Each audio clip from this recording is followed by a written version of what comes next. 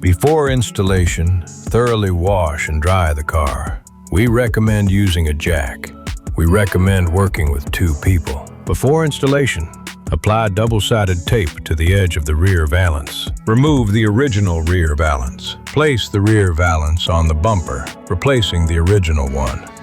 Insert the mounting tabs from the rear valance into the holes in the bumper. Then, remove the protective film from the double-sided tape and firmly press the center section of the rear valance against the bumper. Drill holes in the rear valance mounting tabs for the valances to pass through. Then, position the tabs where they will be mounted.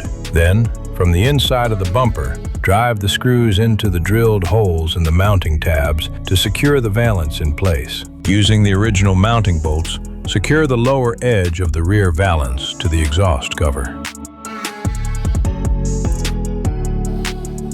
Remove the protective film from the rear valance.